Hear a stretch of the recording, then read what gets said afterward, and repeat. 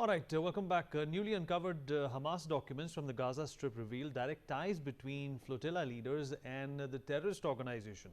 A 2021 letter signed by Hamas political bureau head Ismail Hania endorses the PCPA, a group Israel designated as a Hamas wing in 2021, urging unity. A second document found in a Hamas outpost lists PCPA operatives, including high-ranking Hamas figures like Zahir Birawi, head of PCPA's Hamas sector in the UK, and a key flotilla leader, and Saif Abu Kashk, an operative in Spain, confirming their direct connection to Hamas. Aditya, my colleague, joins us on the broadcast to talk more about this. Aditya? Well, absolutely, Vineet. Hamas documents that were discovered in the Gaza Strip and are being revealed for the first time show a direct link between the flotilla leaders and the Hamas terrorist organization. While Hamas in the Gaza Strip is responsible for what happens inside the strip, Hamas abroad is responsible for activity outside the Gaza Strip, with emphasis on the PCPA organization, which is subordinate to Hamas and serves as a wing of the movement. You know, the PCPA, the Palestinian Conference for Palestinians Abroad, was established in 2018 and functions as Hamas' representative body abroad, operating de facto as Hamas embassies. The organization operates under the pretense of civilian cover and is responsible on behalf of Hamas for mobilizing actions against Israel, including violent demonstrations, marches against Israel, and demonstration and provocation of flotillas. You know, the first official Hamas document was found in the Gaza Strip, a letter from 2021 signed by the head of the Hamas political bureau, Ismail Hania. Vinny. All right, Aditya, appreciate you joining us. Moving on, well, the pothole crisis in Bengaluru is back in focus with an incident that took place recently near the Budigere crossing in Bengaluru on Monday, wherein a young girl, a college-going student aged 22, lost her life in a tragic, shocking incident. She reportedly lost control of her two-wheeler after hitting a pothole and was thrown in front of a speeding tipper lorry. The victim has been identified as Dhanushree, a second-year BCom student at a private college. She was on her way to class when she swerved to avoid a pothole and fell onto the road. A truck coming from behind ran over her, killing her instantly. The driver of the lorry fled the scene immediately without stopping. Reportedly, the impact of the incident was so severe that the student's head was crushed under the wheels. The accident sparked anger and protest among local residents who blame the poor condition of the Budigere Cross stretch, notorious for potholes, loose soil and gravel that pose daily risks for commuters. There is a viral video shared online of residents performing a havan in front of a pothole.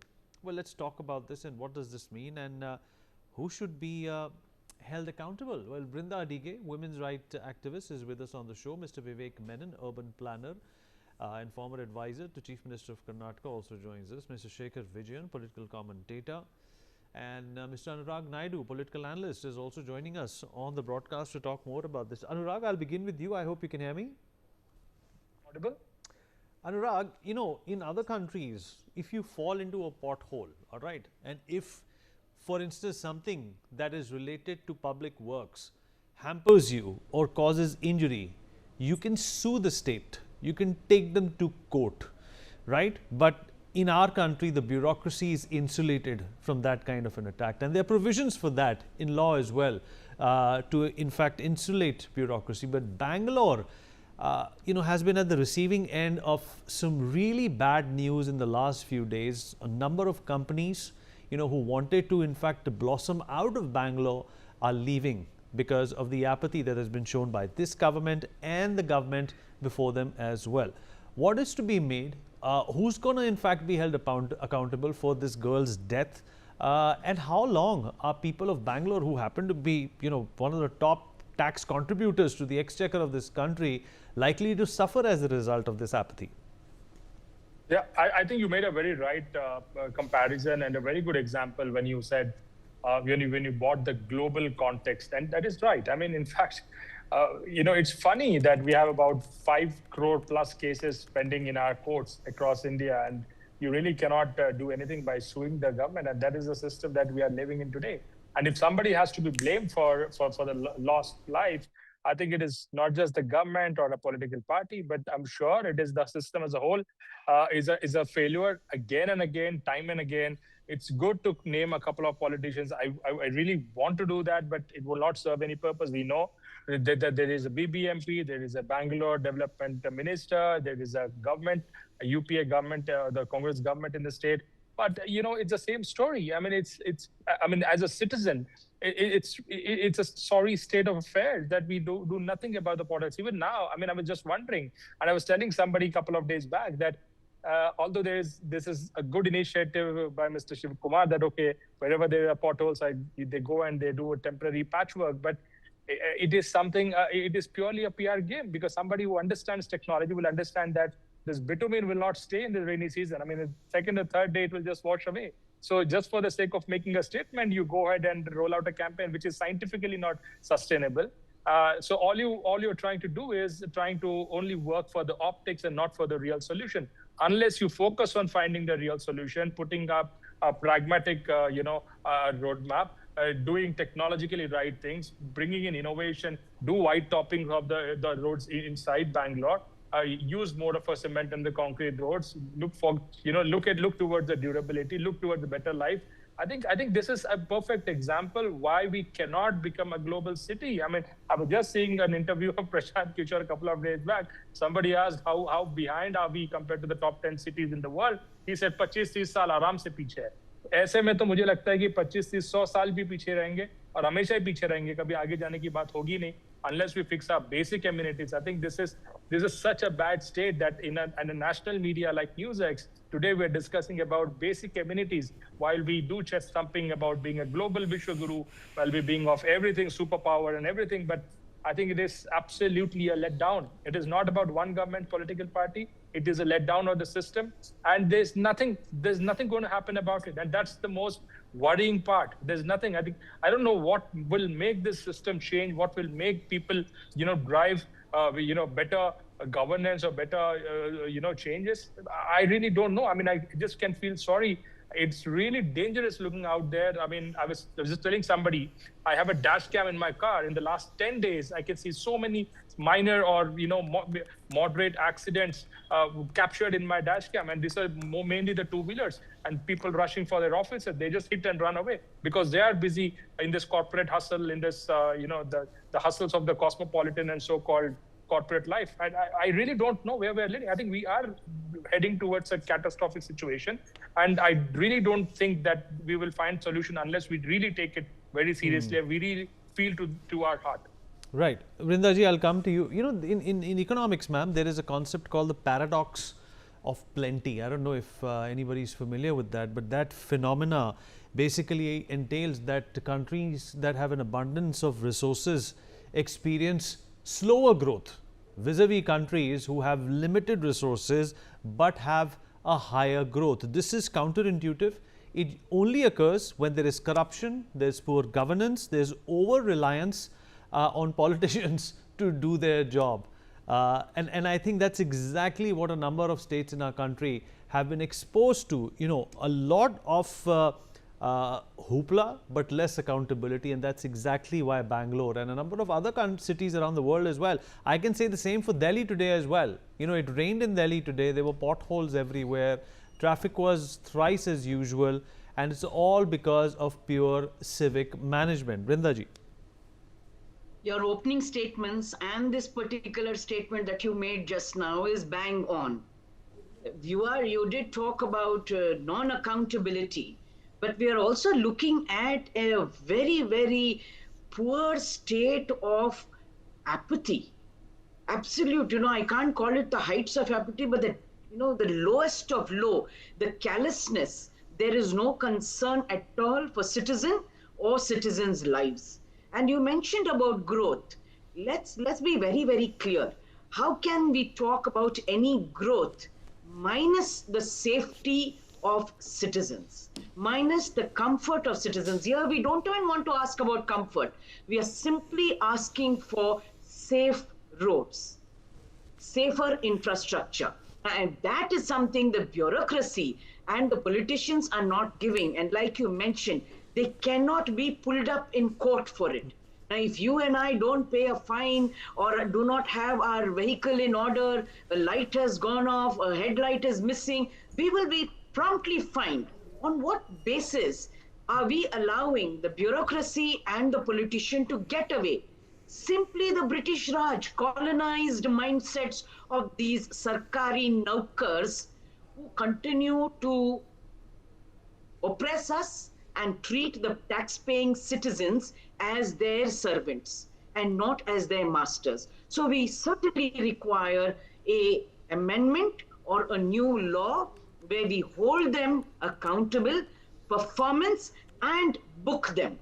I think it is time that we file an FIR, file a PIL, and go to the Supreme Court to say this is something we want to hold them accountable. And everything said and done, you also know that the neoliberal policies have further fragmented the little available laws that we had because of the various systems and segregations that have been brought in, that even the contractor can't be held accountable. So if you or I get a tender and we are asked that we have to do such and such a road works or public works activity, we also can't be held accountable. There'll be some small fry who can be held accountable as per the small print of all of these policies.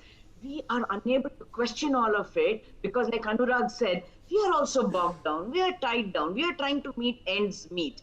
Now I think we, through you, should be asking these questions from our elected representatives. Are you worthy enough of our votes and our taxes?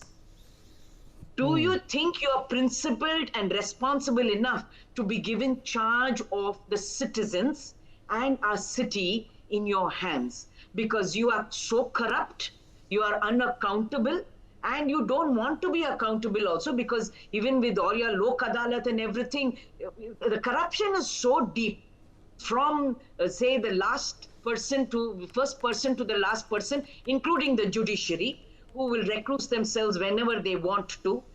Nobody is held accountable. Nobody wants to be held accountable. And nobody feels ashamed or scared about it. And that is today our state. Mother of democracies is in the dumps. Nothing else. And it is just the citizens, the few citizens who are crying hoarse, and we are not able to hold these people even to a performance report card. They will come back for votes and there is no performance report card and our monies are being wasted. Even RTIs have got tailored. We can't even file an RTI to find out what was the money spent and what was the material used in making that road. So today we can't call ourselves mother of democracies. We might be anything else but a democracy. Because citizens are zero. You're absolutely spot on, Brindaji, as always. Mr. Menon, you know, some of the newer laws that have come about, they talk about how, you know, ministers cannot, you know, run office from jail, you know, chief ministers cannot, in fact, run the government from jail. And that is, of course, you know, for the benefit of the people or the voters who have exercised their franchise to elect these people. But why can't this accountability also be fixed when it comes to bureaucracy? And that seems to be, you know, that invisible hand that's making our civic life either worse or better. In this case, a lot worse. Yeah, I think, you know, I mean, a lot has been said. I think both Anurag and Brinda just talked about almost everything that's wrong with our system. You know, I'm just comparing and contrasting it with the country that I'm sitting in right now. I'm in the US, and you know, it never surprises me that, you know, that we have absolutely no seriousness about what we're trying to do over there. And I think the whole thing comes back to, you know, obviously here there's responsibility, accountability, and the most important part, which is liability. And I think that is just non-existent in our system. And today when I look about, I mean, I think we have been debating this for the past at least 17 to 18 years now. And every time a death happens, you know, we all come together and we talk about it.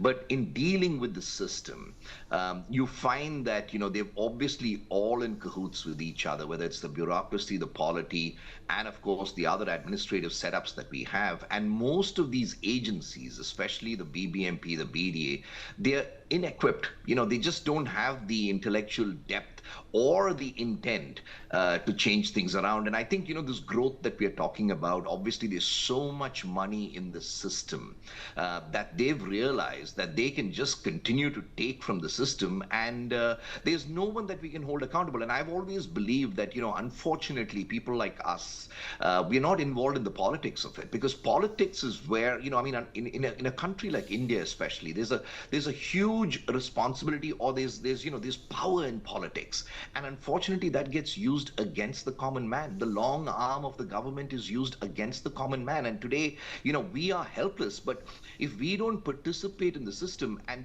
they've realized that votes can be bought very easily, and so today you find politicians, believe it or not, these are career, some of them, and I hate to say this, not all of them, but some of them are career criminals. They're just gundas who have been able to garner the votes to be able to get into office. And these are the people who have absolutely no exposure to the real needs of the people. Bangalore is a city that has grown so exponentially that the taxes, the revenues, today think about it. 97,000 crores has been spent on 5 programs, just freebies that have been doled out. So I was saying this the other day, and the Congress spokesperson took offense to it. I said the government is bankrupt today. They do not have the money to spend on the essentials that are important to the quality of life. And today, when you look at the IT companies, the IT majors that have come to Bangalore and invested in the people of Bangalore, these politicians, these bureaucrats who play, musical chairs for the most part, they just don't care, because we can't hold anyone accountable. The system is broken, and it's like Prashant Kishore probably said, it's never going to catch up, because we are not planning. We don't have the wherewithal within these agencies to actually plan these things for the future. We are always very reactive as compared to being proactive in creating these plans and blueprints and schematics to be able to develop the city. So the city is just organically growing. There is no real plan to it. A politician coming and wanting a tunnel, he's gone probably abroad somewhere and seen a tunnel in New York or something. He was there recently. He just realized, hey, why don't we also just build a tunnel, right? And so there's obviously a DPR that is created to placate him, right? And so, he has 20,000 crores to spend on a tunnel, which of course, at least 12 to 15,000 of that is going to get usurped. And we just have to bring this out into the open. The corruption has to be brought out into the open. The judiciary needs to step up. And unfortunately, yes, the judiciary also has been compromised. And, I think it's going to take a revolution, because, we have to get out onto the streets. Look at it. Think about it today. Our voices are being suppressed. They say that we can protest only in Freedom Park. That is ridiculous. You should be able to protest anywhere where there's a problem. And I think so. There is, unfortunately, there is a large authoritarian drive, a move within the polity today to suppress the voice of the people, and it's just suffocating. I think there's a lot that needs to change within the system, and I think it's going to take a revolution. A lot of people like us who need to step in, not fear the system, and say that, hey, we will. In fact, actually, the BBMP elections are coming up. Are we going to elect the same old rascals back into power? The corporators who come in, 220 of them are just going to be out there to make money. 50 to 100 crores each of them is going to walk away in 5 years with. We do not have a directly elected mayor. We don't have competent people in the polity. And I hate to say this, but Siddaramaiah, DKS, they're all there to serve what I call the high command. I was part of the Congress party, but these people have let us down so badly. And it's going to be the same thing if the BJP comes in. It's going to be the same thing if the JDS comes in. So it is extremely frustrating. But this frustration that we have and that we are expressing today on a national channel needs to translate into action. I believe political action, and then we can hold these people accountable. We can start the planning process where India, with 1.4 billion people over the next 3 to 4 decades, can actually grow and not just get stifled. Okay. Shekhar Vijayan, where do you stand on this? Let's also keep this prism of tariffs in mind, the H1B in mind as well. A lot of these techies, a lot of these companies, who find the atmosphere abroad, especially in the United States, unfavorable and unwelcome, might want to come back to places which will help them blossom and grow in India. But if this the reputation that precedes cities like Bangalore and some of the other cities that have ineligible civic amenities, then it is going to be a problem. And politicians obviously are not addressing, this section of their voters, if I can say that. Vineet, thank you for having me over, and good evening to all my fellow panelists. Vineet, you hit on a very interesting point with the H-1B1 visa. I think it's very, very imperative that infrastructure is much better. But I also believe potholes are state-sanctioned killers. This is civil negligence, not just bad roads. And this is not something which just happened yesterday or today. I saw visuals of this 22-year-old girl, the way she was crushed under the lorry, and it was horrific. It was gruesome. I feel, this leaking infrastructure is a pattern irrespective of every government, be it BJP, be it a Congress. It's just happening. And even the way the ministry is responding to it, the chief minister, the deputy chief minister, there's so much of, there's a lack of empathy, there's a lack of accountability, there's a lack of responsibility. It's done as in they just want to wave it off, when they're talking about the infrastructure in Bangalore. Nobody wants to take accountability here. It reminds me of a very popular line of Spider-Man: with great power comes great responsibility. We are talking about governance. The same governance comes into picture when elections happen. Come elections, freebies. Come elections, every politician is out there. You said that with great power comes great responsibility, but there's another quote which says that power corrupts and absolute power corrupts absolutely. Absolutely, but Vineet, so let's not look at Spider-Man. Perhaps look at the villain in that movie. Yeah, the villain, and we Goblin. call ourselves the tech capital of the world of India, but we can't fix a hole in the road. I don't think that's impossible. I think we've got so much of technology. We've got so many things which we have done. We have landed people on the moon, and we cannot. We have landed on a pothole in the moon. And we have, and we have done so much. There are so many memes which have been created around this. There has been so much of, especially NewsX, your channel has spoken so much about this. There is so much information around it. There's so much information around the deaths because of potholes, the families which have got affected. And still nobody even wants to do anything about it. There's no accountability, there's no responsibility. As in it's basic lack of human respect, Vineet, which is so surprising, so dastardly, and it's so horrific. It's so embarrassing. We are talking about being the tech capital of the world. We're talking about Viksit Bharat and so many things around it. There are so many nice names being given to India and to Bangalore. I am from Bangalore, and I find it so embarrassing when we talk about potholes even now. 18 years back, we were talking about potholes when the IPL started, and 18 years now, we still talk about potholes. Even now, deaths are being caused. Even now, nobody wants to take accountability. Nobody wants to take responsibility. There is no charter or even plan in place. Don't tell me, Vineet, that there are no civic experts here who can really make a difference here. We have enough and more intelligence, intellectual power, knowledge power in Bangalore. People who can come in, create a committee, create a framework in terms of ensuring that such a mishap does not happen in the future. We're talking about young lives getting lost. The girl who died was just 22 years old. She had dreams in her eyes, she had aspirations, and all of them just get vanquished just because of one lorry which could not navigate itself on the pothole-ridden roads of Bangalore. I find it very, very, very surprising. And Anurag and Mr. Menon, we've all been abroad. We know how the law works in the United States as well. A lady in fact sued Starbucks because her coffee was too hot and it burnt her tongue and lips. And in fact, that is a case study in a number of areas related to consumer satisfaction all over the world. If you're not going to treat your citizens as consumers, then we're never going to be a consumer economy like the United States, which is around $30 trillion. Yep. Anurag? Absolutely. And I think, yep. That's for Anurag.